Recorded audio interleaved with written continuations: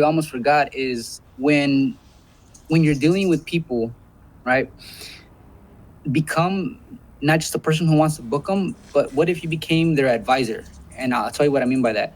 When people call me either for the 360 video booth experience or the photo booth, and they're asking me all these questions, I'm giving them as many answers as possible so that they can get value out of this conversation. And then sometimes straight up, they'll tell you, like, I want to call at least two other places just to kind of check pricing and stuff. So then I tell them, perfect. I would probably do the same thing if I was in your shoes. By the way, as you're calling around, these are some of the questions that are more advanced that you should ask. So as soon as you give them those list of questions that they should ask the places that they're calling, right away they're like, this dude is really on my side. Like, he's actually trying to help me out because I've never booked a booth before. And even though I have a budget, I didn't even think to ask these questions.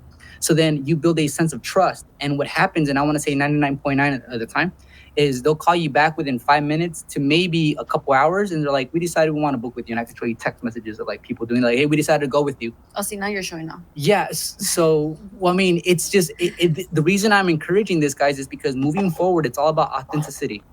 So you guys have to be transparent, and you guys really have to be willing to help your people, your prospect, because they're inviting you into something that's intimate, right? Whether it's their wedding, whether it's their anniversary.